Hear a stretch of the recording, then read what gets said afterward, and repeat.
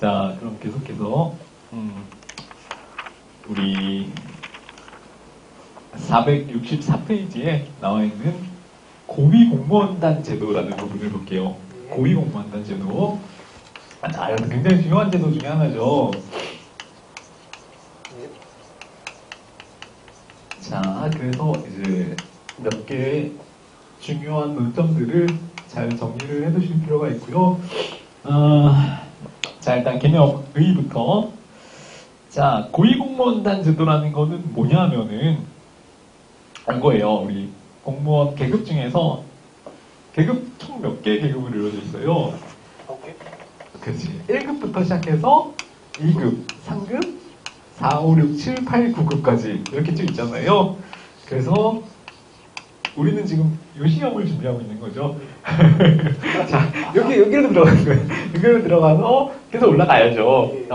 어디까지 올라갈 수 있을지 모르겠지만 계속해서 이제 좋은 업무 역량을 보여줘서 근데 승진이 꼭 좋은 것만 아닐 수도 있어요. 참모, 그렇지. 개선이 아니라 참모 기간에 이제 오히려 더 욕심을 부리는 게 공무원의 행태잖아요. 자, 그래서 이거 뭐냐면은 이거예요. 옛날에는 간단히만 얘기하면은 1급, 2급, 3급이 엄격하게 분리가 되어 있었잖아요. 그래서 뭐 1급은 뭐 실장, 그다음에 뭐 밑에 이제 국장, 과장 이렇게 쭉쭉쭉쭉 있었는데, 자, 고위공무원 단 제도라는 거는 1, 2, 3급을 통합해서 묶어버리자. 이 제도예요. 그래서 1급, 2급, 3급이라고 안 하고 그냥 통칭 고위공무원의 집단 그래가지고 고위공무원 단 이렇게 표현을 하자. 이 개념이에요. 자, 그러니까 3급이나 1급이나 실제는 어떤 거예요? 상관없는 거예요. 그냥 다 똑같이 고위공무원 단인 거예요. 그래서 뭐 3급이 1급보다 더 높은 직책을 임용받을 수 있는 거예요. 자, 그래서 이런 식으로 운영하는 제도를 고위공무원 단 제도라고 하고요. 근데 우리 공직은 사실 엄격한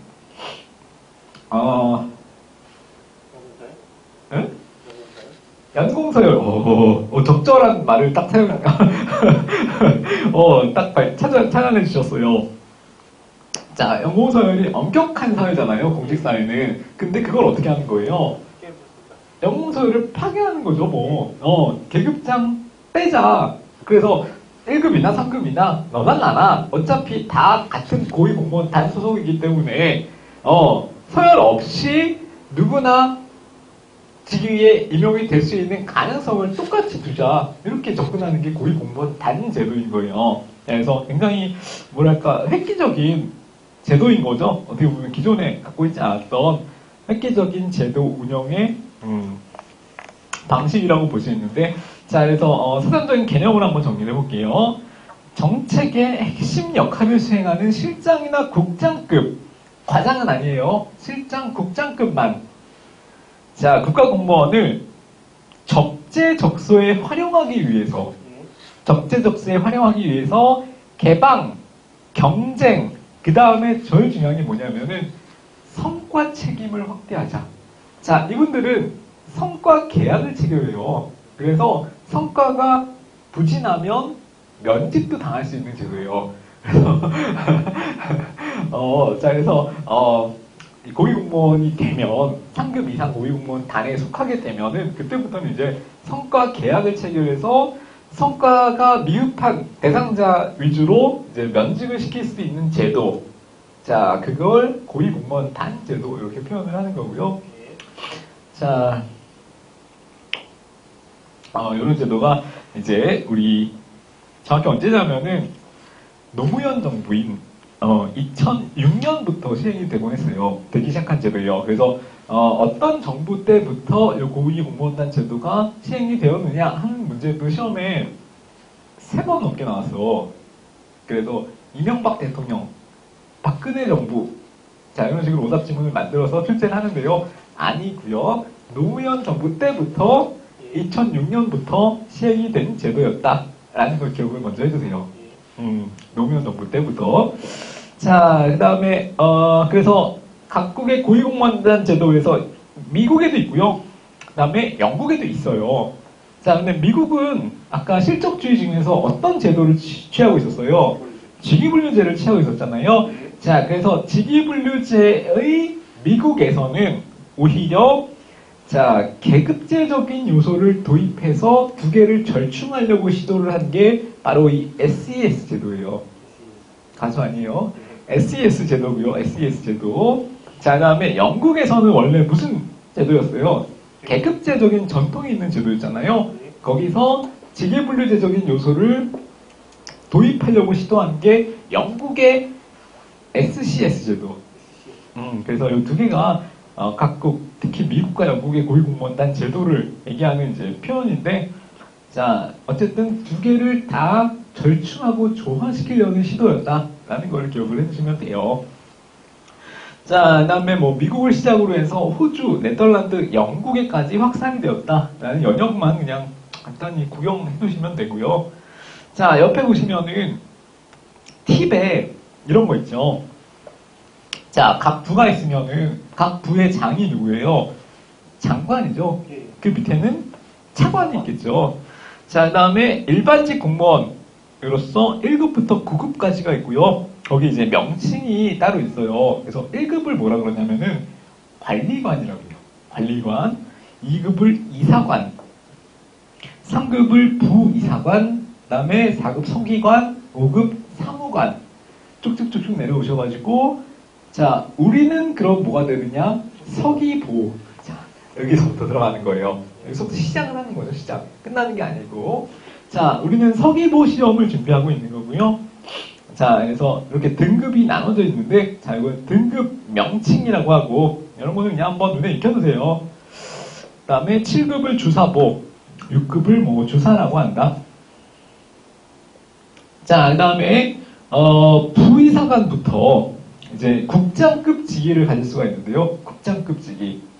자, 그 다음에 어떤 부의사관은 또 과장급 직위를 가질 수도 있어요. 근데 고위공무원단이 될 수 있는 직책은 과장 아니고 국장, 실장급만 고위공무원단 제도가 될 수 있거든요. 그래서 같은 부의사관 상급이라고 해도 실국장급 공무원만 대상으로 하는 거기 때문에 국장급만 고위공무원단이 될 수 있고 과장급인 상급은 고위공무원단이 될 수가 없고 이렇게 나눠지는 거니까 그것도 같이 봐두시고 자 그래서 옆에 표를 보시면은 고위공무원단 제도라는 건 뭐냐 자 옛날에는 변경하기 전에는 1급, 2급, 3급이 계급제적으로 나눠져 있었죠. 그래서 1급이 실장 2급, 3급이 국장이었단 말이에요.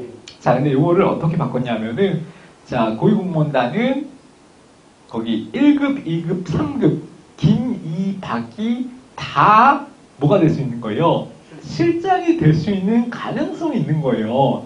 자, 그러니까 연공 서열은 비록 김은 1급이고 박은 3급이지만 실제 고위공무원단 제도가 적용이 되게 되면 김이든 박이든 상관없이 다 실장급 직위로 임용이 될 수 있는 가능성이 생긴 거죠. 자, 이거는 왜 이런 거예요? 그러면은 손해잖아요. 오히려 김 씨한테는 손해잖아. 자, 근데 이렇게 만든 이유는 개방과 경쟁을 확대하기 위해서.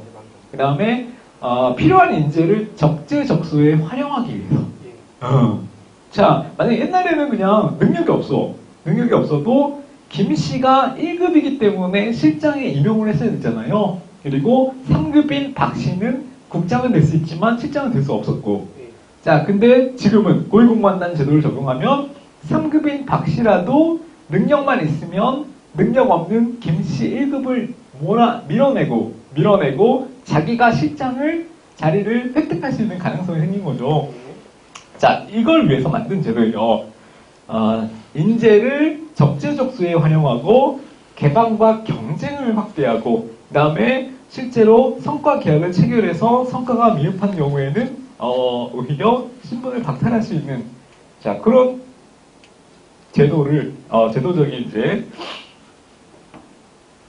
근거를 만든 게 바로 이 고위공무원단 제도라는 거죠. 그래서 요 기본 개념 골격은 이해되시죠? 어렵진 않아요. 자, 그래서 고위공무원단 제도의 특징 보시면은 첫 번째는 계급제와 직위분류제를 혼합했다. 이렇게. 자, 그러니까 계급은 있잖아요. 근데 계급을 막론하고 능력이 있는 사람을 요 직위에 앉힐 수 있는 거잖아. 그렇기 때문에 계급제가 존재하지만 계급제적인 요소가 있지만 계급제와 직위분류제적인 요소를 혼합해서 활용하고 있는 제도가 고위공무원단 제도라는 거죠. 자, 그 다음에 개방, 그 다음에 경쟁을 촉진, 자, 이런 요소들을 내용으로 하고 있고요. 자, 그 다음에 성과를 묻고 거기에 대해서 책임을 묻겠다. 성과에 대한 책임을 강조하는 거. 자, 이건 행정학의 접근 방법 중에서 무슨 접근? 됐어. 자, 성과에 대한 책임을 묻겠다. 신공공 관리론과 이념적으로 부합하는 내용이죠. 성과에 대한 책임을 묻겠다라는 거. 자율성을 주되 성과에 대한 책임을 묻겠다라는 거예요. 자, 그러면은 이제 고위공무원단은 계급적인 요소가 이제 타파된 거잖아요. 근데 밑에 보시면은 직무 등급이라는 개념이 있어요. 직무 등급을 기존의 계급을 적용시키는 것을 직무 등급이라는 개념을 적용해서 실장을 가급 등급, 그 다음에 나머지 국장을 낙급 등급, 이렇게 두 개로만 구분을 하는 거예요. 가급 등급, 낙급 등급. 자, 이거는 뭘 근거로 하는 거냐면은 계급이 아니라 실제 이 사람이 갖고 있는 직책을 근거로 하는 거죠. 그러니까 계급제적인 요소를 타파하고 직위분류제적인 요소를 우리나라에도 도입을 한 거죠. 가급직위와 낙급직위 두 개로 직무 등급을 두 개로 나눈다. 자, 이 내용을 기억하시면 돼요. 가급 등급, 낙급 등급. 자, 그 다음에 이제 의부터 하나씩 이제 천천히 살펴보시고요. 그 다음에 우리나라에서 지금 운행하고 있는 고위공무원과 관련된 근거법, 국가공무원법이겠죠. 그 내용들을 같이 한번 살펴볼게요. 자, 의는 고위공무원단 제도는 과거에 1급에서 3급까지 있었던 계급을 어떻게 폐지하고 실국장급 관료들을 계급에는 구애받지 않고 계급 상관없이 직위에 따라서 직무에 따라서 폭넓게 적격자를 임용할 수 있도록 하는 제도를 얘기하는 거예요. 됐죠? 그래서 시행은 언제 되었다? 2006년 노무현 정부. 그렇지. 2006년 노무현 정부 때 시행이 되었다. 고위공무원단 인사 규정을 제정해서 도입을 했다. 자, 미국과는 다르게 계급제를 기반으로 하되, 미국은 직위분류제를 기반으로 해서 계급제적인 요소를 덧붙인 거잖아요. 우리나라는 계급제에 직위분류제적인 요소를 가미한 형태, 이렇게 운영이 되고 있고요. 자, 그 다음에 이거는 신분 중심이에요? 일 중심이에요? 이거는 일 중심. 그렇지. 계급을 타파하고 실제로 하는 직무를 기준으로 해서 직무 등급을 가급, 낙급 두 개로 나눈 거니까 일 중심이에요. 일 중심. 일 중심 기억해 두시고 표현.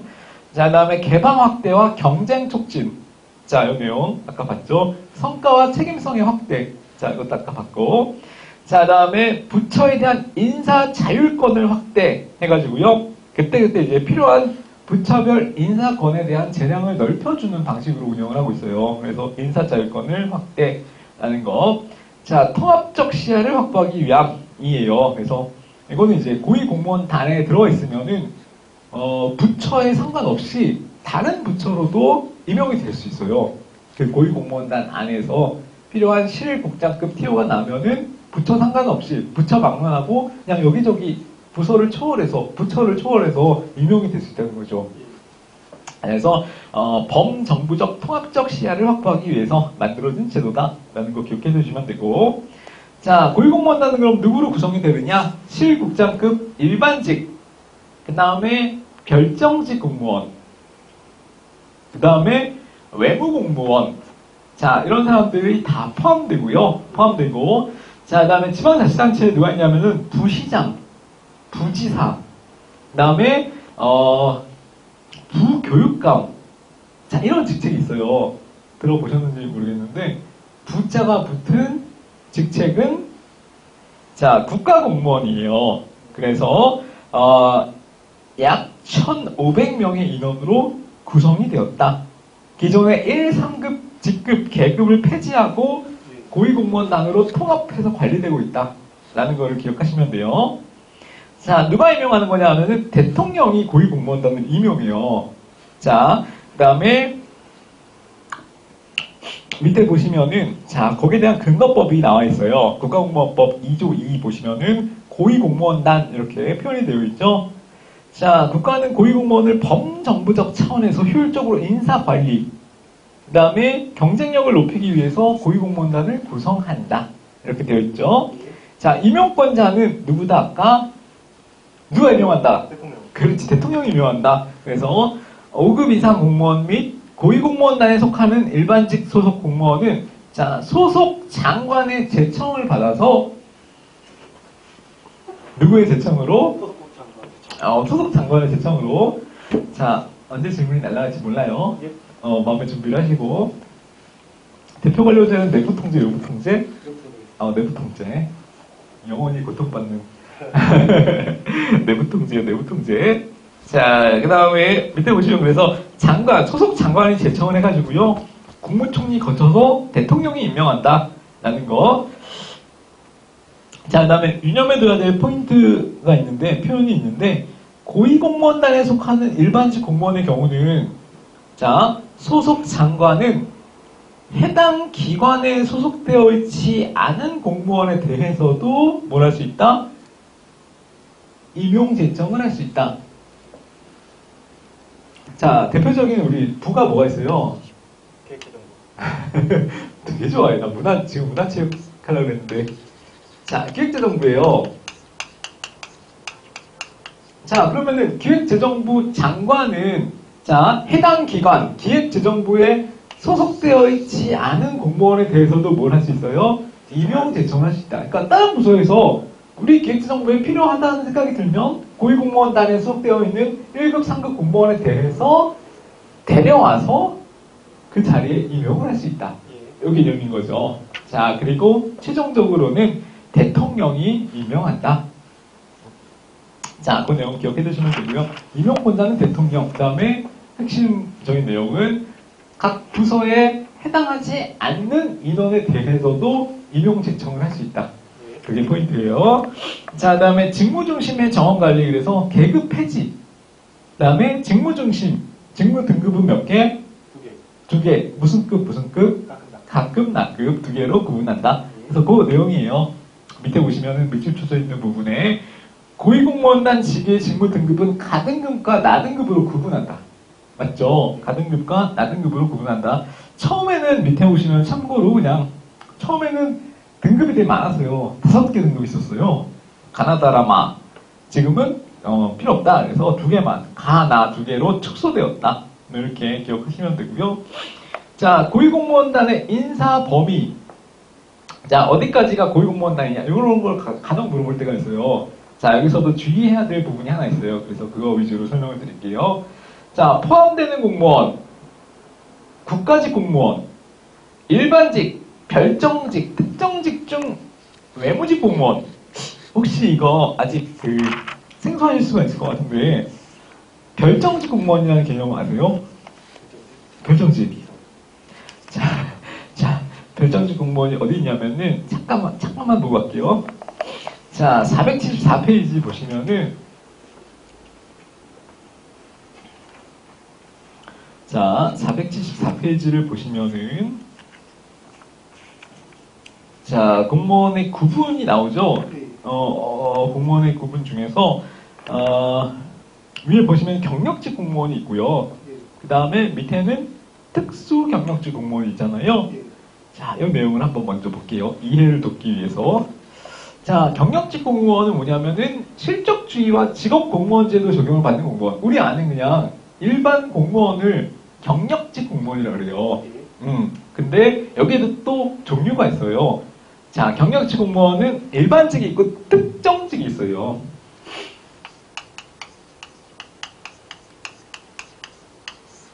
일반직이 있고요. 그 다음에 특정직 이 두 개로 나뉜다. 경력직은 일반직이 있고 특정직 두 개로 나눈다. 자, 일반직은 뭐냐? 계급이 1급에서 9급으로 구분되어 있는 우리 흔히 얘기하는 일반 행정 업무를 담당하는 공무원 대표적이죠. 그 다음에 고위공무원은 계급이 없기 때문에 그냥 가군, 낙급 이렇게 나누는 거죠. 가급, 낙급 이렇게. 자, 그래서 옆에 예시를 보시면 일반 행정 공무원, 그다음에 뭐 기술직, 연구직, 지도직, 자 이런 공무원들이 다 포함이 되는 거고요. 자, 특정직은 뭐예요? 특정직은 우리 약간 개별법에 국가공무원법 말고 개별법에 적용을 받는 예를 들어서 뭐 소방법, 소방공무원법이라고 있어요. 그다음에 교육공무원법, 그다음에 뭐 외무공무원법, 자 이런 적용을 받는 특수공무원을 특정직. 우리가 친근하게 알고 있는 군인, 검사, 판사, 뭐 이런 사람들, 경찰, 소방관 이런 사람들을 무슨 공무원? 특수경력직 아니고요. 특정직 공무원이라고 해요. 자, 그 다음에 나오는 게 특수경력직.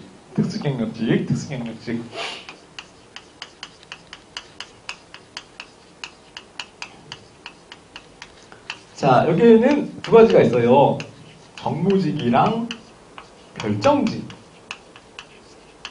자, 그래서 공직 체계는 이렇게 해요. 경력직, 특수경력직. 그 다음에 경력직 안에 우리 흔히 얘기하는 일반직, 특정직, 군인, 경찰, 검사, 소방. 이렇게 특수경력직 안에는 정무직이랑 별정직이 있는데 정무직은 뭐예요? 정치적으로 이동되는 거. 우리 뭐 장관, 차관, 또 뭐 있어요? 시장. 그렇지. 시장은 어떻게 해?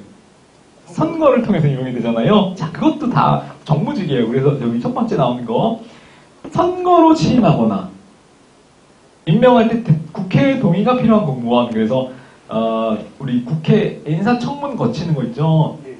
대통령은 선거로 해서 취임하는 것이고요. 그 다음에 뭐 헌법재판관, 그 다음에 뭐 중앙선관위위원 이런 사람들이 대표적인 정무직이시고요. 자, 정무직은 첫 번째 선거에 의해서 투표로 임명이 되거나 투표로 취임하거나 아니면은 밑에 고도의 정책 결정 업무를 담당하거나 이렇게 되어 있죠. 자, 이건 누구예요? 장관 얘기하는 거예요. 고도의 정책 결정 업무를 담당하는 사람은 장관. 그 다음에 밑에 보시면은 이러한 업무를 보조하는 공무원. 이거는 차관. 자, 그러니까 선거에 의해서 취임되는 대통령, 국회의원. 그 다음에 고도의 정책 결정 업무를 담당하는 장관. 그 다음에 이를 보조하는 차관. 대통령, 국회의원, 장관, 차관이 무슨 직? 정무직. 정무직은 경력직, 특수경력직. 그렇지, 특수경력직. 자, 이렇게 나뉜다는 거예요. 자, 그 다음에 마지막으로 나오는 게 별정직. 자, 국회의원 밑에, 보통, 비서관, 비서, 보좌관, 이런 사람들을 따로 두도록 되어 있죠. 이런 사람들을, 근데 이런 사람들은 신분 보장이 돼요, 안 돼요? 안 돼요. 신분 보장이 따로 안 돼. 그냥, 저기잖아. 참모잖아요, 참모. 그래서 그때그때 필요하면 임용이 됐다가 신분 보장은 안 되고 필요한 경우에는 이제 신분이 박탈당할 수 있는 불안정한 지위에 있는 공무원, 별정직 공무원이라고 하는 거예요. 자, 그래서 어쨌든 특수경력직 안에 뭐가 있어요? 정무직이 있고 별정직이 있고 경력직 안에 일반직이 있고 특정직이 있고 특정직은 누구예요? 특정직은 경찰, 소방, 군인, 판사, 검사. 그렇지. 자, 그래서 이렇게 공무원을 구분을 하는데 이 구분을 알아주세요. 구분을 알아두시면은 앞에 내용을 훨씬 이해하기가 편하시죠. 경력직, 특수경력직, 일반 특정, 정무 별정. 자, 됐죠? 뭔가 불안한데. 경력직 안에는 일반직, 일반인 특정직, 특수경력직 안에는 정무직, 별정직. 그렇죠. 정무직, 별정직. 자, 이렇게 나눠져 있어요. 자, 그래서 다시 돌아오시면은 466페이지에 고위공무원단의 인사 범위가 있죠. 그 중에서 국가직 공무원 당연히 들어가고요. 거기에 이제 일반직, 그 다음에 별정직, 그 다음에 특정직 중에서 외무직 공무원까지. 자, 그 다음에 옆에 보시면은 지방자치단체에 소속되어 있는 고위공무원단이 있어요. 자, 그건 누군지 한번 확인을 해볼게요. 자, 광역자치단체에 보면은 행정부시장 내지는 행정부지사, 자, 이런 직책을 가진 직위가 있어요. 어? 아니에요. 정무직 아니에요. 이분들은 그냥 일반 국가공무원이에요. 자, 그래서 행정자가 앞에 붙은 사람들 있잖아요. 행정부시장, 행정부지사. 자, 이런 분들이 여기 국가 고위공무원단에 포함된다. 라는 거 알아두시면 되고, 자, 제외되는 공무원이 있어요. 자, 제외되는 공무원 누구냐면은, 지방직 공무원은 일단 무조건 제외. 제외되겠군. 지방직 공무원은 일단 제외예요. 자, 국가직 공무원만. 그 다음에, 특정직 공무원 중에서는 외무직 공무원만 들어가는 거고요. 그 다음에 지방자치단체인데도 여기에 포함되는 직책이 있는데, 그거는 행정자가 앞에 붙은 행정부시장이나 부지사나 행정부시장. 그런 사람들은 고위공무원단 안에 포함이 된다라는 거. 자, 근데 제외되는 공무원. 먼저 지방직 공무원. 그 다음에 정무직 공무원. 지방직 공무원이랑 정무직 공무원. 그 다음에 특정직 공무원 중에서 소방, 경찰, 군인.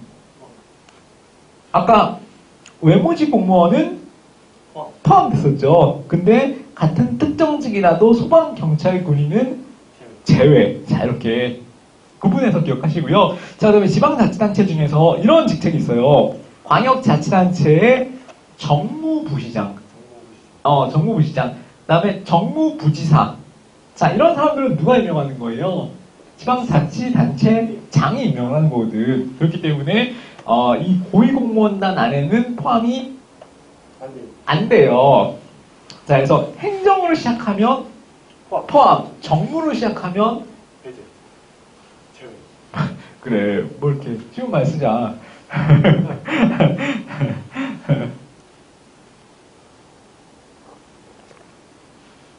자, 그거 받으시고요. 그거 받으시고, 자, 밑에 1번에 보시면은 감사원 있잖아요. 감사원은 따로 고위 감사 공무원단을 따로 운영해요. 감사원. 그래서 감사원은 따로 이렇게 생각하시면 되고, 자, 그 다음에 2번에 보시면은, 자, 이거는 서울시 문제에 나올 수 있죠. 행정부시장은 국가직이에요. 아까 국가직 공무원이라고 했잖아요. 행정자가 앞에 붙으면. 자, 근데 행정부시장은 국가직인데, 그래서 다른 광역자치단체 행정부시장은 고위공무원단 안에 포함을 시켰잖아요. 근데 서울시는 포함이 되지 않아요. 제외. 자, 왜 그런지 알아요? 차관급이라서 그래요. 자, 1부터 3급까지만 고위공무원단이 될 수 있었잖아요. 근데 서울시 행정부시장은 차관급이에요. 차관급. 차관이 어떻게 고위공무원단이 돼? 자, 그래서 2번 행정부시장은 국가직이지만 차관급이라서 고위공무원단에서 제외된다. 서울시장은 무슨 급인지 알아요? 서울시장. 장관급. 서울시장은 장관급이고요. 그 밑에 있는 행정부시장은 차관급이에요. 자, 그래서 그것도 그냥 참고 삼아서 알아두시면 되고, 어쨌든 행정부시장, 서울시 행정부시장은 국가직임에도 불구하고 고위공무원단에서 제외된다. 이거 알아두시면 돼요. 자, 밑에 경쟁 촉진 개념 있죠. 경쟁을 어떻게 촉진시키느냐? 라는 건데, 자, 민간 부분이랑 같이 경쟁시키는 제도가 있어요. 그거를 폐쇄형 아니고 개방형 제도라고 하고요. 자, 그 다음에 민간이 아니라 공무원끼리 경쟁시키는데 다른 부서의 공무원 있죠. 다른 부의 공무원. 자, 다른 부의 공무원과 경쟁하는 제도가 직위공모제라는 제도가 있어요. 자, 이것도 용어 알아두시고, 무슨 제도? 직위공모제. 우리 앉아야 되는 직위를 마치 공모를 하는 것처럼 뽑는다 그래서 직위 공모제. 자, 직위 공모제를 실시한다. 자, 그다음에 개방형 직위. 요거는 이제 20% 이내에서 민간에 개방하는 거고요. 80%는 공무원, 20%는 민간에 개방. 자, 그다음에 공모직위는 30% 이내에서 다른 부처에 개방. 자, 이거 몇 퍼센트 안에서 개방하는가? 라는 내용도 있으니까 또 같이 봐두실 필요가 있고. 자, 그 다음에 부처 자율직위라 그래가지고, 그 당의 부처 소속 공무원을 임용하는 거는 50%까지. 그래서 50, 30, 20이죠? 50, 30, 20. 자, 합쳐서 100. 자, 그래서 이 내용 보시면 되고요. 공정한 심사, 뭐 이런, 당연한 내용이겠죠. 공모직위는 이제 선발심사위원회를 거친다. 그 다음에 개방형직위는 선발시험위원회를 거친다. 이런 게 있는데요. 어쨌든 뭐 민간위원을 포함시킨다라는 내용 때문에 이제 공정한이라는 표현이 붙었고. 자, 그 용어만 잘 여기서는 정리를 하시면 돼요. 아까 민간이랑 경쟁해서 민간의 20%를 수요를 열어주는 제도는 무슨 제도? 개방형직위 제도. 그렇죠. 다른 부처의 공무원이랑 경쟁을 시켜서 30%까지를 다른 부처의 공무원을 임용할 수 있는 제도를 공모직위. 그렇지, 공모직위. 자, 그다음에 나머지 이제 50%는 자율인사직위라고 표현을 했었죠. 이건 기니까 제가 할게요. 자, 그래서 총 100% 내용이고요. 자, 그 다음에 우수 인력의 선발이라고 되어 있죠. 3번에. 자, 이 고위공무원단으로 이제 지정이 되면, 임명이 되면은 반드시 뭘 거쳐야 되냐면은 교육을 받아야 돼요. 따로. 자, 그거를 이제, 무슨 교육이라고 그랬냐면은 새로운 정책에 대한 해결책을 모색하기 위한 교육. 그래서 문제 해결형 교육. 다른 말로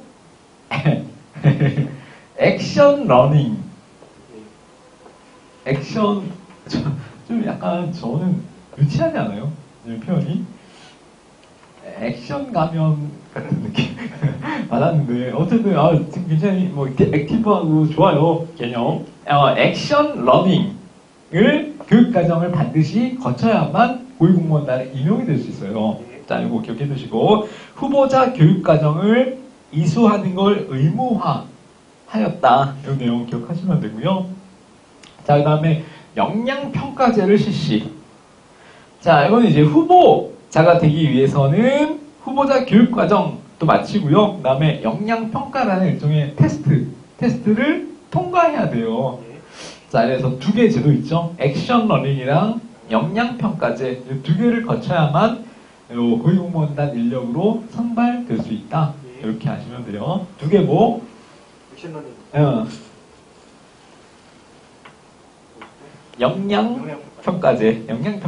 자, 그거 두 개. 액션 러닝과 역량평가제 두 개 기억해 두세요.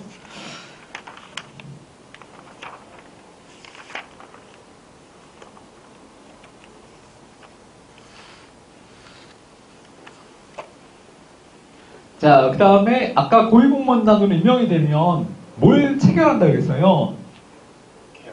성과계약을 체결한다고 했죠? 그래서 그 내용들이 이제 뒤에 468페이지 뒤에 나와 있는 내용인데요.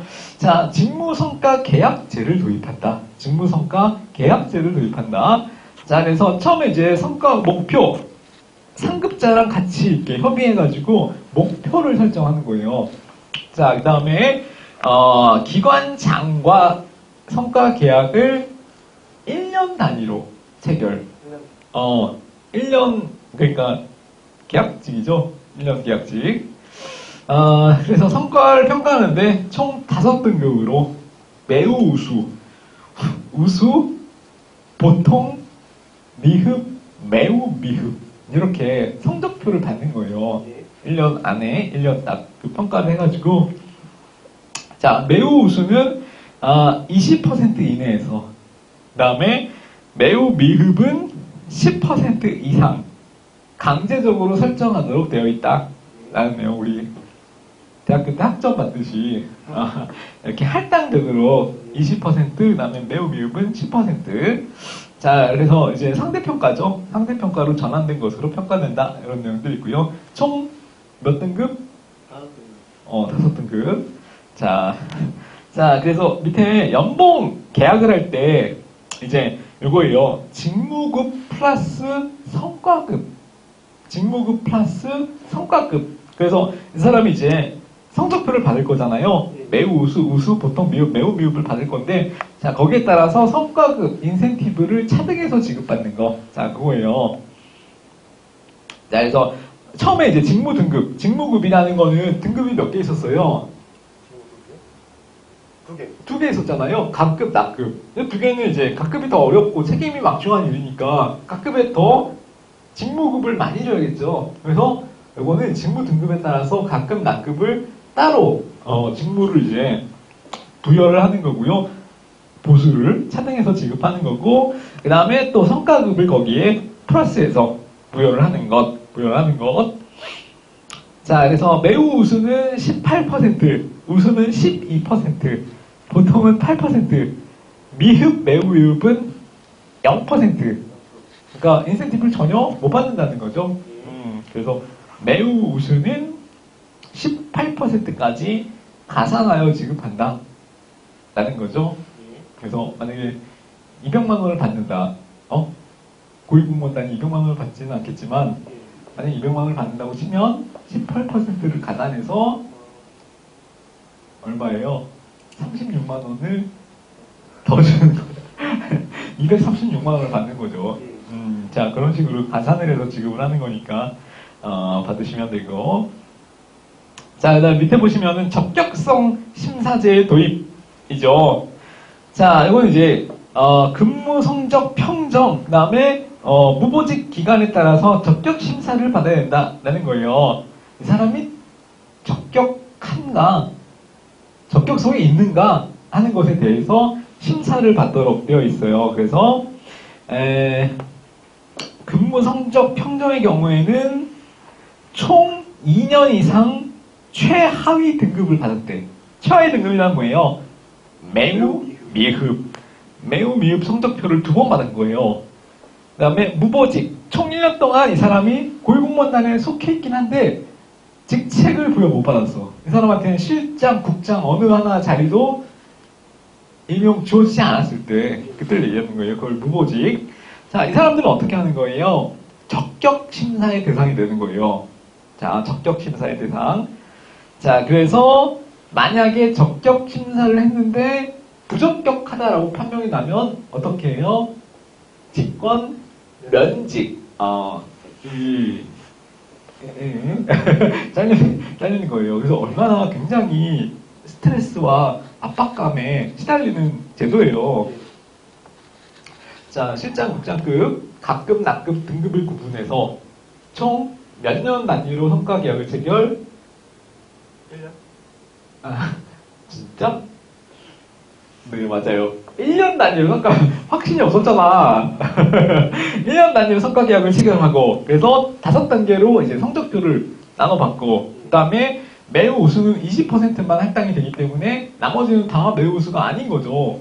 그 다음에 직무급 플러스 성과급인데 직무급에 플러스 성과급을 합산하는, 가산하는 그런 이제 보수를 받게 되고, 근데 어쨌든 제일 잘하면 18%까지 가산해서 지급을 받을 수가 있다. 근데 만약에 2년 이상 최하위 등급 매우 미흡을 받으면, 혹은 1년 동안 1년 이상 직위를 1년 동안 직위를 부여 못 받을 때에는 적격 심사를 따로 받아야 되고, 적격 심사 결과 부적격 결정이 나면 직권 면직도 가능한 거. 그게 요 고위공무원단 제도예요. 자, 그러니까 굉장히 이제 고위공무원단 소속 공무원들은 성과에 대한 압박감, 스트레스 이런 것들을 많이 받겠죠.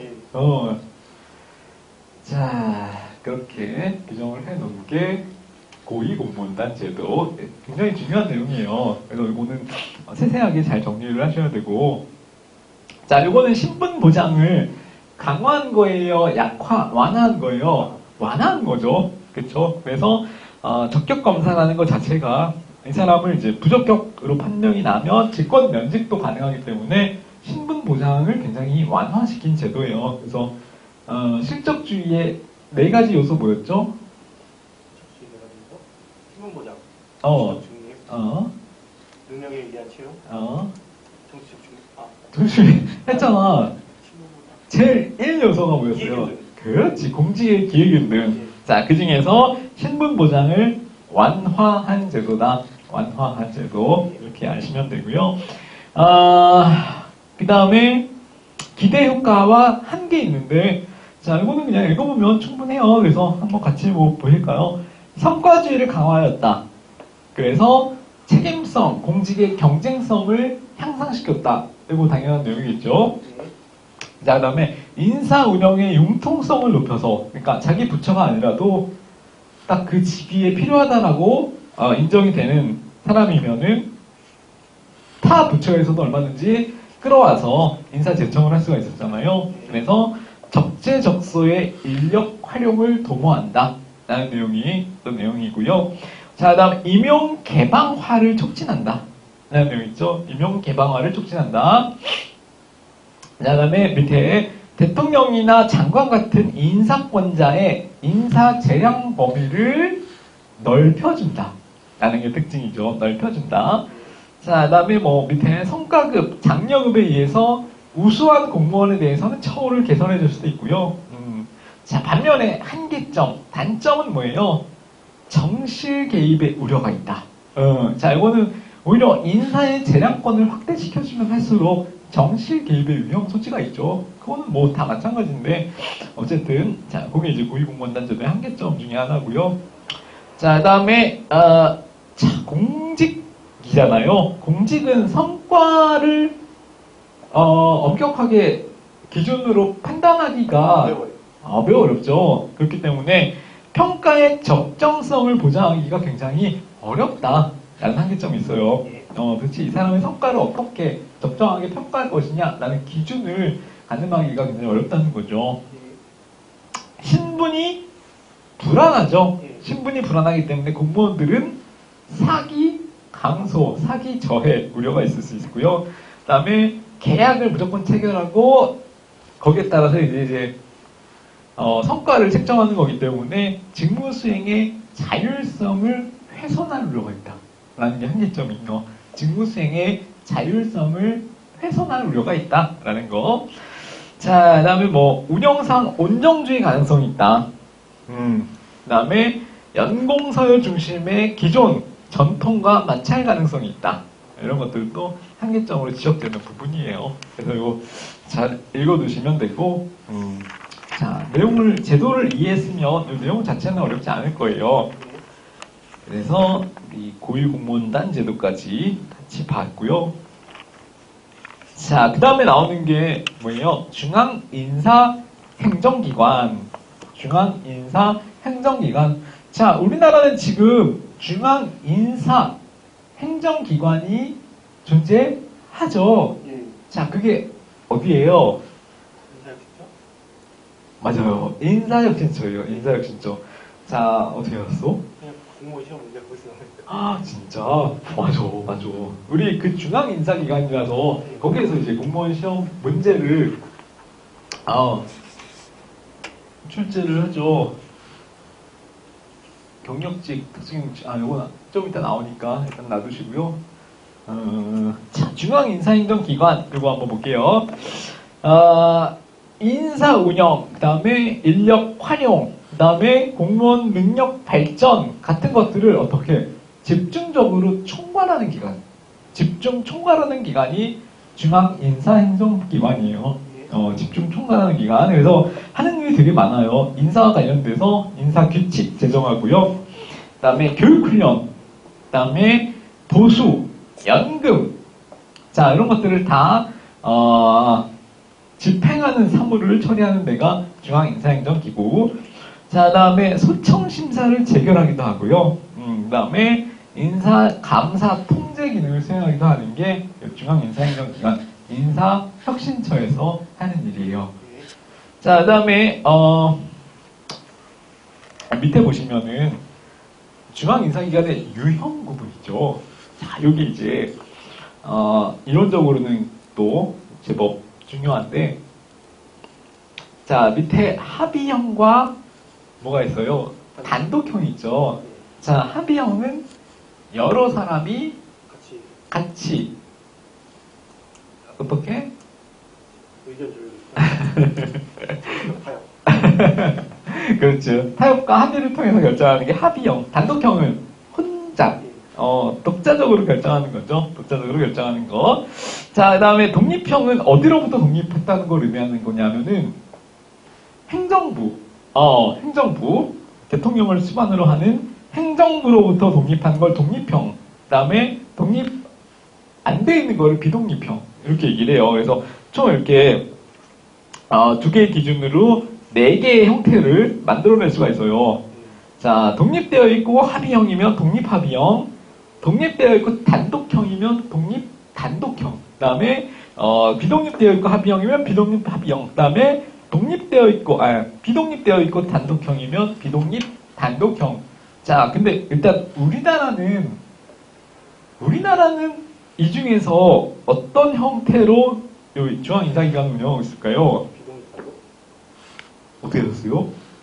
우리나라는 인사혁신처는 일단 처에 누가 있어요? 처장이 있죠. 자, 이거는 합의형이 아니라 단독형이겠죠. 단독형. 자, 그 다음에 우리나라는 행정부로부터 독립되어 있어요? 독립되어 있지 않아요? 독립되어 있지 않지. 근데 행정부에 속해 있죠. 그렇기 때문에 비독립, 단독형 형태가 되는 거죠. 굿잡. 굿잡. 굿잡. 좋은 직업. 자, 우리나라는 인사혁신처가 중앙인사행정기관이고요. 그 다음에 비독립 단독형 형태를 띠고 있다라는 걸 기억하시면 돼요. 자, 그 다음에 독립 단독형은 사실상 없어요. 이론적인 내용이라서 독립 단독형은 사실상 뭐 없다 이렇게 기억하시면 되고, 자, 먼저 독립합의형부터 보면은, 자, 말 그대로죠. 인사기관이 행정부에서는 독립되어 있고, 그 다음에 합의체로 운영되는 형태, 위원회 형태. 자, 이거는 이제 예전 미국 연방인사위원회 뭐 이런 것들, 그 다음에 일본 인사원 이런 것들을 얘기하는데, 장점, 단점이 가끔 시험에 나올 때도 있어요. 그래서 자, 독립합의형은 뭐가 좋을까요?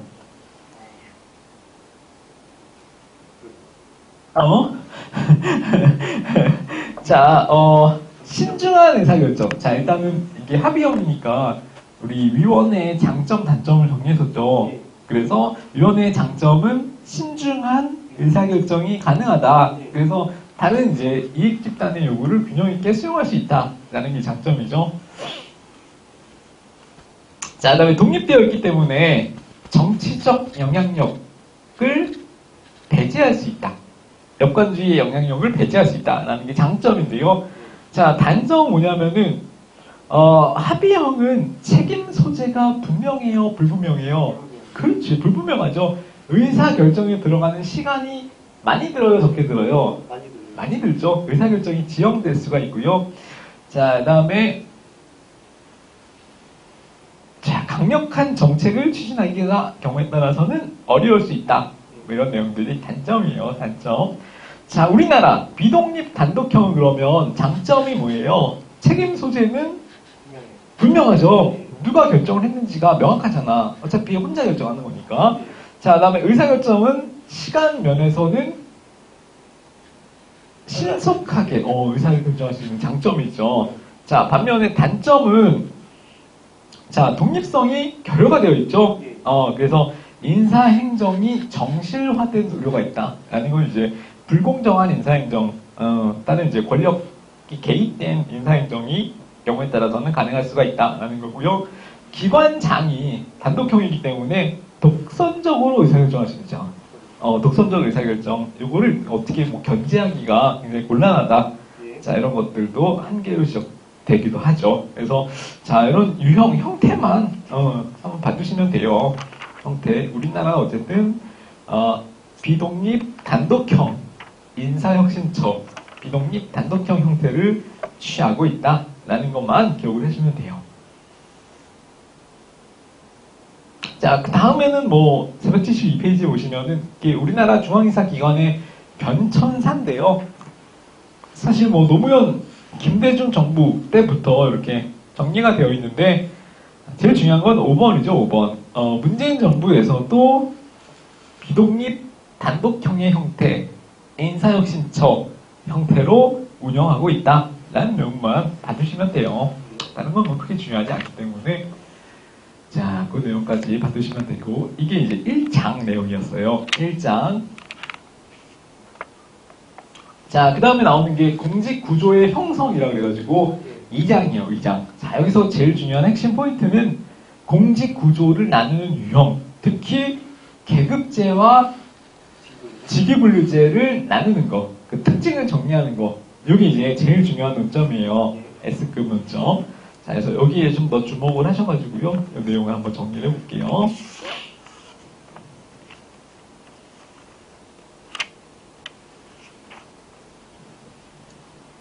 자, 한번 봅시다. 공직구조의 책에 나와있죠. 그래서 아까 봤던 내용이에요. 경력직이랑 특수경력직이 있죠. 경력직 안에는 뭐가 있어요? 경력직이랑 일반직이랑 특정직. 그렇지. 그 다음에 특수경력직 안에는 정무직, 결정직. 정무직, 결정직. 자, 이렇게 있죠. 자, 그래서 다음 페이지는 아까 이제 정리했던 내용이고요. 경력직은 일반직, 특정직이 있고, 그 다음에 특수경력직 안에 정무직이랑 별정직이 있고, 정무직은 선거에 의해서 취임되거나, 아니면은, 고도의 정책 결정 업무를 수행하거나, 장관, 아니면은 고도의 정책 결정 업무를 수행하는 자를 보조하는 차관, 급 직책으로 나눈다라는 내용. 별정직은 신분 보장을 받지 않는 참모 직책들이죠. 보좌관, 비서관, 비서 이런 사람들을 얘기하는 거다. 자, 라는 거. 그 특수경력직은 실적주의의 적용을 받을까요? 안 받을까요? 특수경력직은 실적주의 안 받아요. 적용받지 않아요. 그래서 사실 뭐 비서를 임용할 때 아니면은 선거에 의해서 취임할 때 능력이 있다고 선거에서 뽑히는 거 아니잖아요. 인기가 있어야 뽑히지. 자, 그래서 그런 것처럼 실적주의에 적용을 받지 않는 특징이 있고요. 자, 그 다음에 특수경력직은 신분 보장이 될까요? 안 될까요? 안 돼요. 안 돼요. 그래서 신분이 일반직 공무원처럼 경력직 공무원처럼 보장이 되는 것이 아니다라는 특징을 갖는다라는 거. 자, 특수경력직 공무원의 특징. 자, 이거 받으시면 되고요. 우리 국가공무원법상의 근거 규정이 있어요. 그래서 일반직, 특정직 이렇게 나누는 내용이 2조에 규정이 되어 있고, 그 다음에 역시 정무직, 별정직 라는 내용이 2조에 같이 규정이 되어 있죠. 자, 이거 말고 이런 것도 있어요. 근무 시간에 따라서 상근직 공무원이 있고요. 비상근직, 시간 선택제 공무원이 있어요. 자, 이 내용도 한번 개념적으로만 정리를 해봅시다. 상근은 우리 전일제 공무원. 그래서 일주일에 우리 몇 시간 일해요, 공무원들? 주 40시간. 그래서 8시간이죠. 하루에 8시간. 점심시간 1시간 제외. 그리고 주당 40시간. 이렇게 일을 하는 것이 원칙이고요. 자, 이거를 이제 통상적 근무 시간이라고 하고, 자, 요 시간 내외를 근무하는 공무원을 상근 공무원, 상근 공무원 이렇게 표현을 해요. 자, 상근 공무원에 대비되는 개념으로 시간 선택제 공무원이 있어요. 시간 선택제 공무원 들어보셨는지 모르겠는데 들어보셨어요? 여기 이제 2014년부터 만들어졌어요. 그래서 이거는 이제 일자리 창출, 일자리 나누기, 자, 이런 걸 이제 추구하는 정책이란이었고요. 자, 이거는 주당 몇 시간을 일하냐면 그러면은 주당 20시간, 그 다음에 5시간 범위 내에서 조정이 얼마든지 가능한, 자, 그런 공무원을 시간 선택제 공무원이라고 한다. 이 내용은 기억해 두시고요. 자, 근데 3번에 특징이 있어요. 특징 한번 같이 봐주시면은, 시간 선택제 공무원은 통상적인 근무 시간 동안 근무하는 공무원으로, 그러니까 상근 공무원으로 임용하는 경우에 따로 우선권이 인정되지는 않는다라는 거예요. 그러니까 시간 선택제 공무원이었다가 상근 공무원이 된다고 해서 더 우선권을 적용시켜 주진 않아요. 그래서 여기 그냥 공무원의 어떤 근무 시간에 따른 종류를 얘기하는 거라서 이런 제도가 있구나라는 걸 기억해 두시면 되고 2014년부터 우리나라에도 운영 중이다. 주당 20시간을 근무하는 이게 그렇지. 아무래도 그럴 수밖에 없지. 5시간 20시간 딱 일하고 5시간 일하고 퇴근하기가 실질적으로는 곤란한 경우가 많죠. 눈치도 보이고. 자, 그래서 뭐 있으나 마나한 제도다 뭐 이렇게까지 비하가 되는데 어쨌든 이런 제도를 2014년부터 운영하고 있어요. 시간 선택제 공무원. 자, 이거는 근무 시간에 따른 분류예요. 자, 그 다음에 2013년에 국가공무원법이 다음 페이지에 플러스 내용을 한번 볼게요. 개정이 되는 내용이 있었는데, 자, 기능직 없어졌죠. 그 다음에 계약직 없어지고 통합 운영되도록 되어 있는데, 일반직 공무원 중에서 자, 이런 제도가 생겼어요. 임기제 공무원. 들어보셨어요? 임기제 공무원. 그 다음에 전문 경력관 제도. 자, 이런 게 만들어졌어요. 자, 여기 어떤 내용인지 한번 봅시다. 자, 임기제 공무원과 전문 경력관 제도. 자, 임기제 공무원은 말 그대로예요. 자, 이거는 똑같아.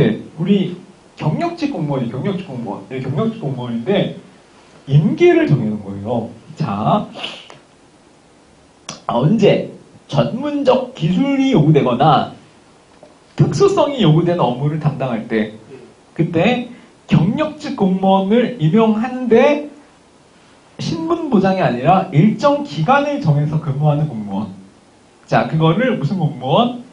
임기제 공무원이라고 한다라는 거. 근무 시간이 정해져 있다. 근데 똑같이 경력직 공무원의 한 종류이다. 이렇게 아시면 돼요. 경력직 공무원이에요. 자, 그 다음에 전문 경력관이라고 되어 있죠. 전문 경력관. 특수 분야의 경우에 한 직위에서만 장기로 근무하도록 만들어 놓은 공무원 제도. 이거를 전문 경력관 이렇게 얘기를 하고요.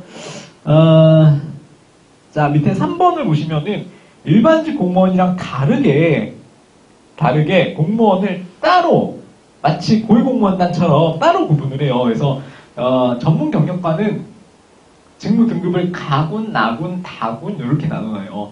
1급, 2급, 3급 공무원 이렇게 나누는 게 아니고 가군, 나군, 다군. 자, 그걸 무슨 제도? 전문 경력관 제도라고 하는 거예요.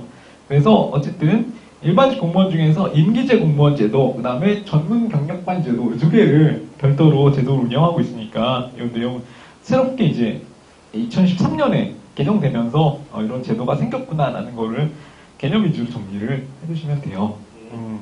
자, 그 다음에 또 공직을 분류하는 제도가 있는데, 자, 이거는 뭐 좀 우리 익숙하죠. 국가공무원과 지방공무원, 국가공무원과 지방직 공무원. 자, 근데 흔히 혼동하는 부분이 몇 군데 있어요. 그래서 그거 위주로 한번 정리를 해볼게요.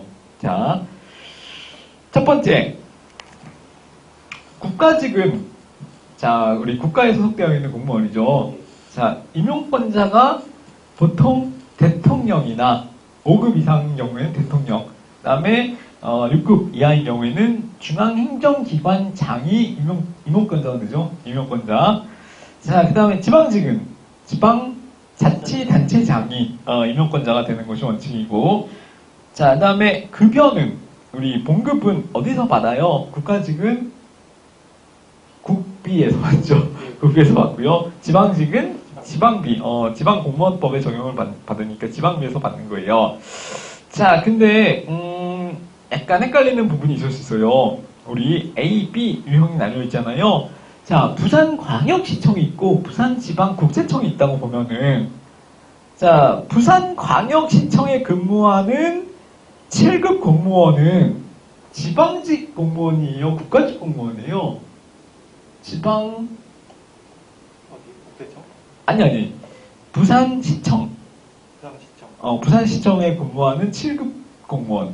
지방시청. 지방직 일반 공무원이죠. 일반직 지방 공무원. 자, 부산광역시장은 그러면은 무슨 공무원인지 알아요? 부산광역시장, 부산시장. 정무직이에요, 정무직. 정무직 지방공무원, 이렇게 표현을 하고요. 자, 그에 반해서 부산지방국세청에 근무하는 7급 공무원. 일반직? 일반직? 국가직. 일반직 국가공무원이죠. 일반직 국가공무원. 자, 그 다음에 국세청장. 그 청장은? 이 사람은 국가공무원인데, 정무직이에요. 정무직 국가공무원. 자, 이렇게 구분을 한다는 거죠. 자, 그래서 시험에서 혼동하지 말아야 될 부분은 사실 이제 부산시청에 근무하는 7급 공무원은 지방공무원인 거고요. 그 다음에 부산국세청에 근무하는 7급 공무원은 국가공무원인 거고. 자, 이거 부분을 혼동하지 마세요. 그러니까, 직무를 어느 지역에서 수행하느냐에 따라서 국가직, 지방직으로 나누는 게 아니라, 그 소속 기관이 어디냐에 따라서 국가직과 지방직으로 나뉘는 거다. 이렇게 아시면 돼요. 자, 이거 자체는 뭐 어렵지 않죠.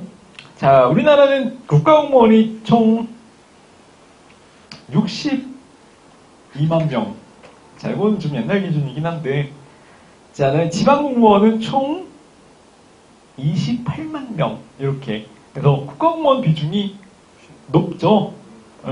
훨씬 높죠. 자, 그래서 이렇게 개략적인 특징만 정리하시면 되고요. 크게 어렵진 않아요. 자, 그래서 지금까지 본 게 공직 분류였죠. 자, 그 다음에 나오는 내용. 오늘 시험이란다. 오늘 수업에서 제일 중요한 내용일 수 있어요. 계급제랑 직위분류제 나누는 거. S급이 있어.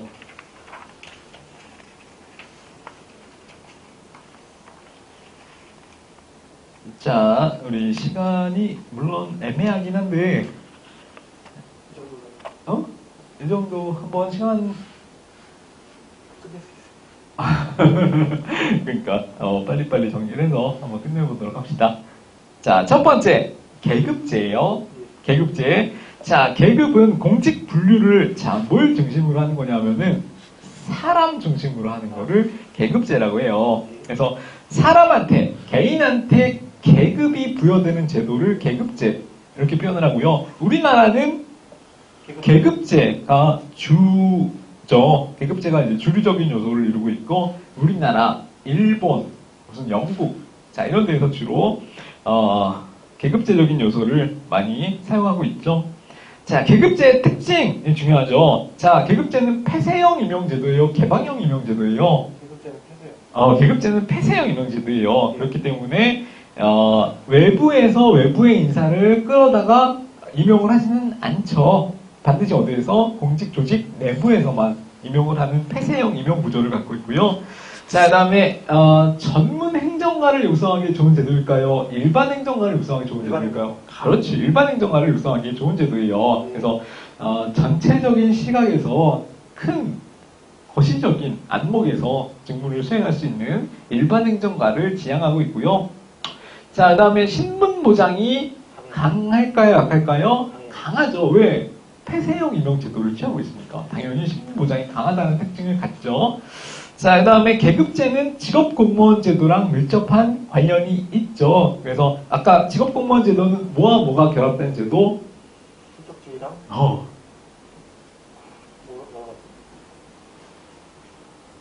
뭐라 그래? 계급제가 결합된 거지. 계급. 직업공무원 제도는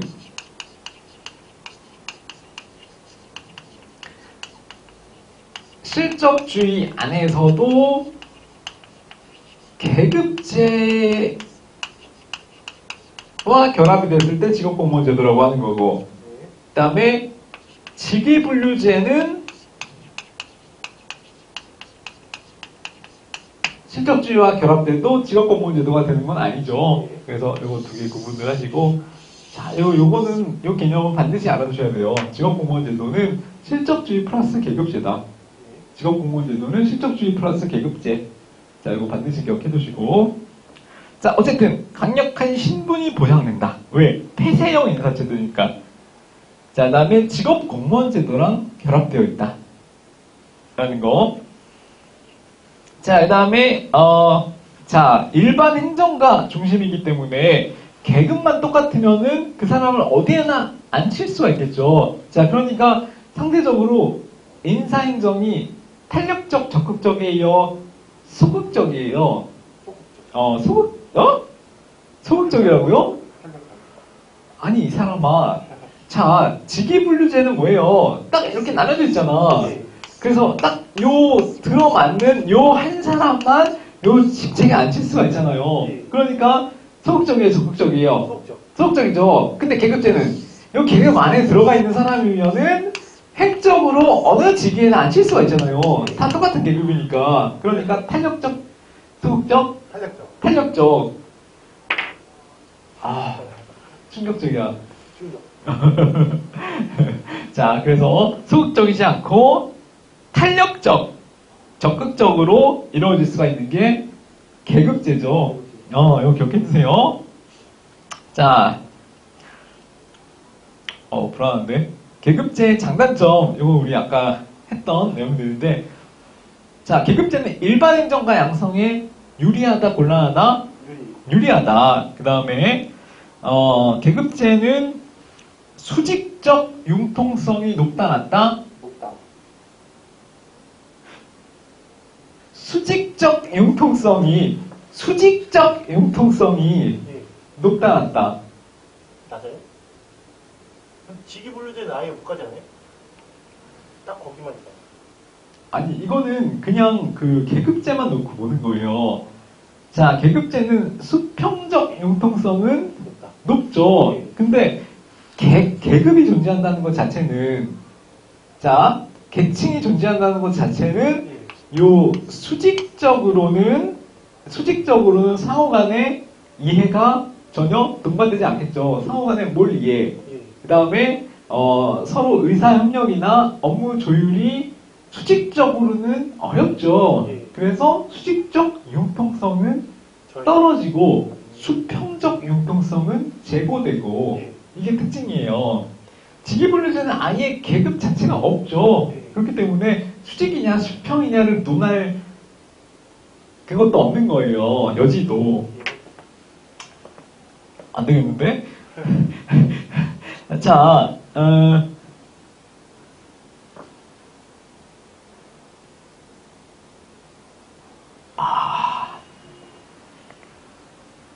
자, 계급제는, 예. 관료들의 특권 집단화할 우려가 높다, 낮다? 높다. 왜?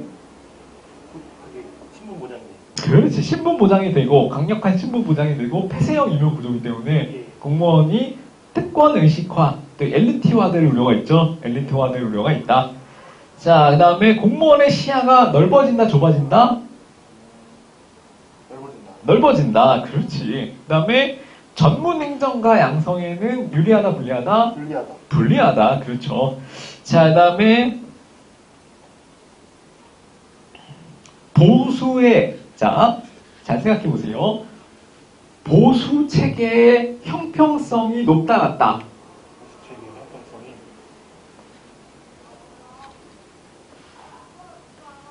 높다. 왜요? 정해져 있으니까? 자, 정해져 있다는 건, 예. 자, 정해져 있다는 거는, 자, 어려운 일을 하는 사람한테 그만큼 상응하는 보수를 지급하는 게 형평성이 높은 거거든요. 쉬운 일을 하는 사람한테는 적은 양의 보수를 지급하는 게 예. 형평성이 높은 거고, 예. 자, 계급제는 어려운 일을 하든 쉬운 일을 하든 동일한 보수가 지급되는 제도잖아요. 예. 그러니까, 보수 지급의 형평성은 오히려 낮다. 낮아 떨어지는 제도를 얘기하는 거죠. 쩝. 자, 그래서 계급제의 장점, 단점을 다시 한번 정리를 해두실 필요가 있어요. 그냥 넘어가려니까 안 되겠네. 자, 그래서 다시 한번 특히 단점을 위주로, 예. 실패. 실패했어요.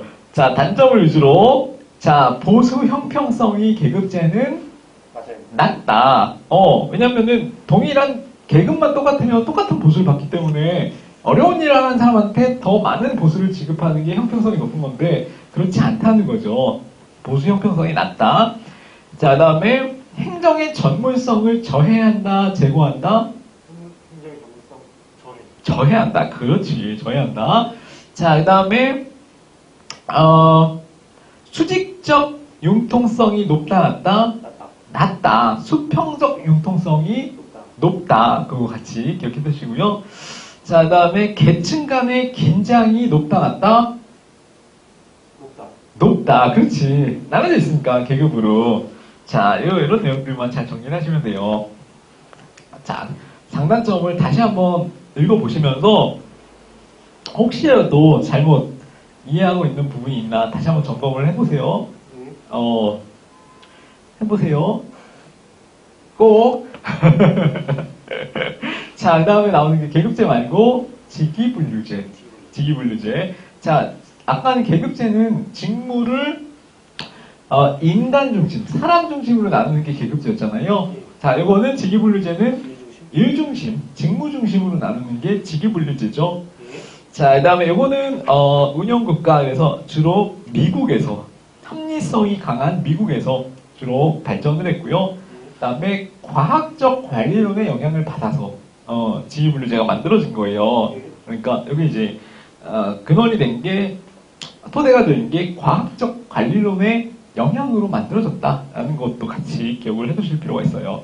자, 직위분류제의 특징 중에서 직위분류제는 권한과 책임의 한계가 명확해요, 모호해요?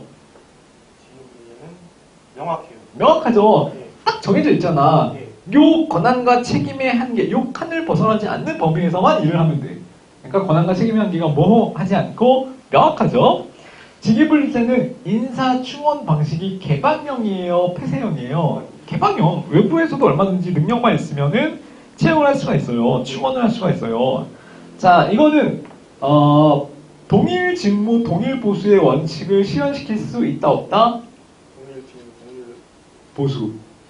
실현시킬 수 있어요. 그렇지. 자, 그 말은 즉슨 보수 형평성이 높다, 낮다? 높다. 높다. 그렇지. 보수 형평성이 높다. 동일 직무, 동일 보수. 어려운 일을 하는 사람에게는 더 높은 보수를 지급하고 쉬운 일을 하는 사람한테는 쉬워. 쥐꼬리만큼 주고. 자, 그렇게. 자, 신분 보장이 높다, 낮다? 신문 보장이 낮다. 낮다. 이렇게 하시면 되고요. 자, 직위분류제 구조예요. 사실은 이게 제일 어려워. 우리 기초학기 때 이거 했던 기억나는데 예. 기억나요? 예. 자, 한 사람이 담당하는 일, 책임, 그거를 직위라고 했죠. 직위. 예. 자, 그거 일단 기억해 두시고 직위. 자, 그 다음에 직급이라는 개념이 있어요. 직급. 예. 직급. 자, 이거는 직무의 종류도 좀 유사하고요. 직무의 종류도 좀 비슷하고, 그 다음에 어려운 정도, 곤란성, 책임져야 되는 정도, 책임성이 상당히 유사한 직위를 모아놓은 직위의 군을 얘기하는 건데, 그거를 뭐라 그러냐면은, 맞아요. 직급이라고 해요. 예. 직위의 군을 직급. 한 사람이 담당하는 거를 직위라고 했죠. 그 다음에 직위를 모아놓은 거, 비슷한 것끼리 모아놓은 거. 자, 그거를 직급. 그래서 행정직 9급이다. 자, 그러면은 유사하잖아요. 예. 그래서 뭐 행정직 9급, 기술직 9급, 같은 9급이면서 하는 일이 유사한 것끼리 분류해 놓은 거, 그거를 직급이라고 한다는 거죠. 예. 자, 그래서 직위의 군, 직위를 모아놓은 것으로서 유사하고, 직무의 종류가 유사하고, 곤란도나 책임도가 유사한 것끼리 모아놓은 직위의 군을 뭐라고 한다? 직급이라고 한다라는 거예요. 자, 그다음에 등급 있죠, 등급. 자, 등급은 직무의 종류는 다르지만, 자, 직무의 종류는 다르지만, 자, 뭐가 유사하다? 책임도와 자격 요건이 유사하다라는 거예요. 그거를 등급이라고 해요, 등급.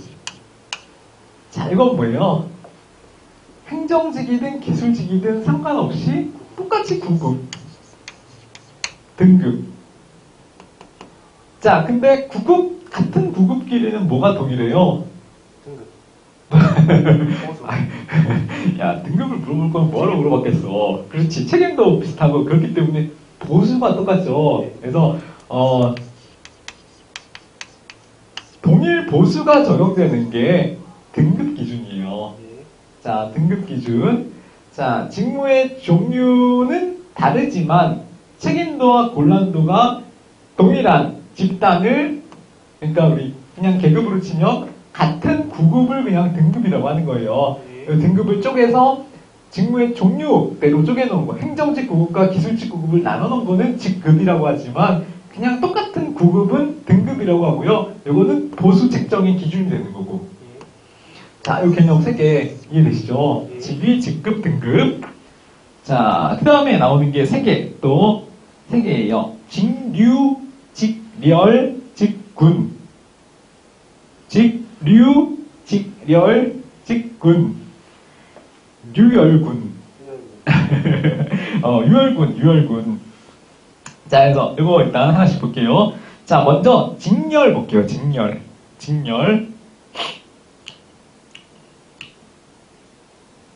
자, 직렬이란 뭐냐면은 직무의 종류가 비슷하고요. 근데 난이도와 책임은 또 다른 직급의 군 이렇게 얘기하는데, 자, 여기 옆에 그림이 나와 있어요. 자, 직렬 그러면은 행정직렬, 세무직렬, 그 다음에 검찰직렬, 교정직렬, 철도직렬. 자, 이렇게 행정 안에서도 다양한 직렬이 있죠. 자, 요거를 직렬이라고 하는 거예요. 그래서 직무 종류는 비슷한데 책임 곤란도가 다를 때 그거를 직렬 이렇게 얘기를 하고요. 자, 직군은 뭐냐면은 그 직렬을 유사한 것끼리 모아놓은 거, 그거를 직군.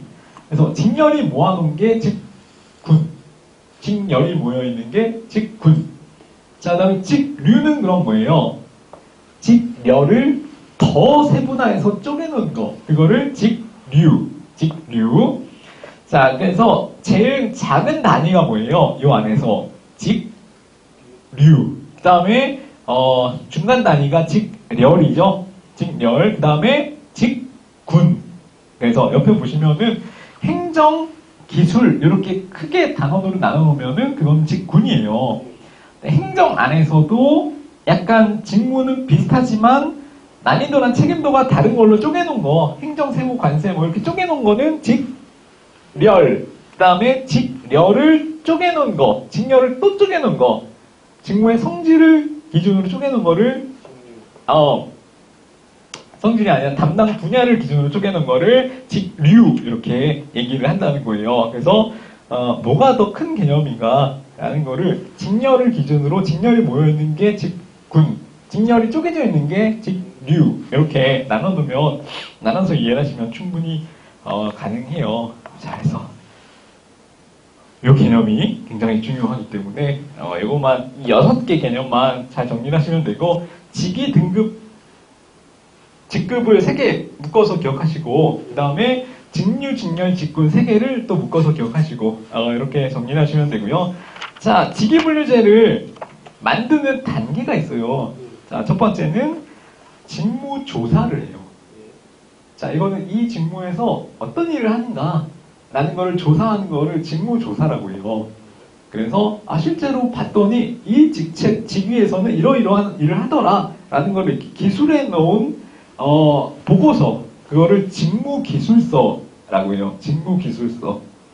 자, 요 용어 알아두세요. 직무조사라는 것을 해서 직무기술서를 작성한다. 이렇게 기억하시면 돼요. 자, 그 다음에 직무분석 있죠. 직무분석. 자, 그래서 이거는 이제 직무기술서를 아까 만들었잖아요. 그거를 토대로 해서 직무의 종류를 기준으로 해서 비슷한 것끼리 묶어놓은 거. 자, 그래서 직렬로 구분을 하고요. 그 다음에 그것들을 묶어서 직군을 만들고, 자, 그 다음에 그것들을 직렬을 쪼개서 직류를 만들고, 그래서 직무 분석은 뭘 하는 거냐면은 이 직류, 직렬, 직군을 쪼개서 만드는 거를 직무 분석이라고 해요. 직무 분석. 자, 직무 분석. 이거 기억해 두시고, 직무 분석. 자, 그 다음에 직무 평가. 자, 직무 평가라는 건 뭐냐면은, 직무의 종류에 따라서, 그 다음에 직무 수행이 어렵냐, 책임을 얼마나 필요로 하느냐에 따라서, 유사한 직위, 그 다음에 직급, 그 다음에 등급, 이런 것들을 만드는 과정이 직무평가 과정이에요. 직무평가 과정. 자, 그래서, 직무평가에서는 뭘 만든다? 직급, 등급. 자, 이런 것들을 만드는 게 직무평가. 아까 봤던 직무분석에서는 뭘 만든다? 직류, 직렬, 직군을 만드는 게 직무분석. 그 다음에 직무평가는 직급과 등급을 만드는 게 직무평가. 자, 이 두 개의 개념을 혼동하지 마시고요. 뭘 만드는 과정인가, 그 내용을 두 개를 나눠서 기억을 하세요. 직급과 등급을 만드는 건 무슨 과정? 와, 직무평가. 그 다음에 직류, 직렬, 직군을 만드는 건? 네? 직무분석. 직무분석. 자, 그 다음에 직무기술서를 만드는 건 무슨 과정? 아닌데? 직무조사. 맨 처음, 1단계. 조사를 해서 직무기술서를 만들죠. 그 다음에 직무분석을 해서 직류, 직렬, 직군을 만들고, 그 다음에 직무평가를 해서 직급, 등급을 만들고, 이렇게. 자, 뭘 해서 뭘 만드는지 그 과정을 기억해 두시면 돼요. 자, 그 다음에 직무평가의 방법, 디귿에 나오는 거 있죠. 자, 그 내용을 한번 볼게요. 자, 오늘 직위분류제까지 한번 마무리 해봅시다.